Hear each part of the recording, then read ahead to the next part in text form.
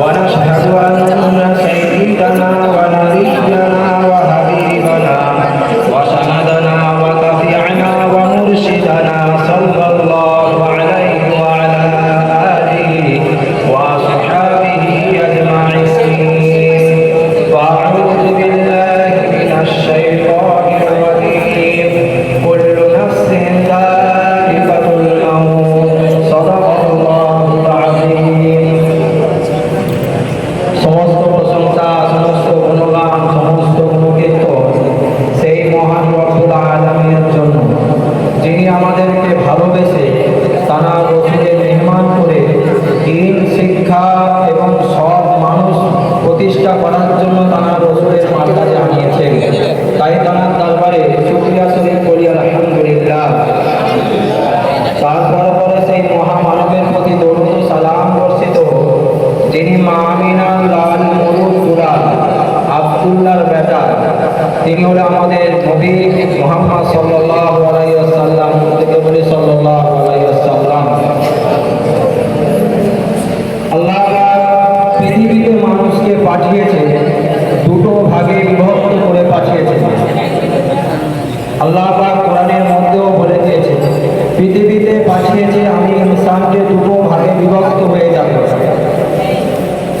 কুনতুম খায়রা উম্মাতিন উখরিজাত লিন-নাস তা'মুরুনা বিল মা'রুফ ওয়া তানহাউনা আনিল মুনকার। তোমরা সবথেকে উৎকৃষ্ট মানের উম্মত, সবথেকে দামি উম্মত। তোমাদের মতো উম্মত আগে আসেনি, আর পরে কোনো নবী আসবেও না।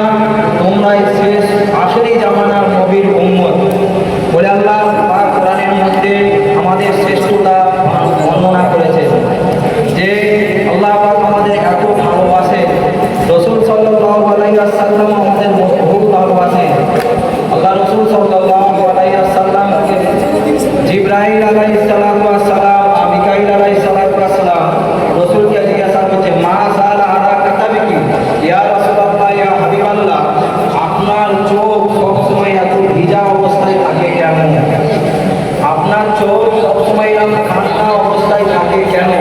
রাসূল সাল্লাল্লাহু আলাইহি ওয়াসাল্লাম উত্তর করেছিলেন, ভাই জিবরাইল, আমার উম্মতের ব্যথা, উম্মতের দরদে আমার ব্যথা, এই কারণে আমার চোখ থেকে সব সময়ের জন্য উম্মতের চিন্তায় আমার চোখ থেকে পানি পড়ে।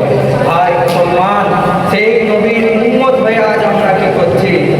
আল্লাহ পাক বলছে, তোমাদের দুনিয়ার বুকে পৃথিবীর যা ভালোবাসা করেছো সবই শেষ হয়ে যাবে। কোরআনও সাক্ষী দিয়েছে, ওমাইয়ুতিল্লাহ ওয়া রাসূলা ফাউলাইকা মা'আল্লাযীনা আনআমা আল্লাহু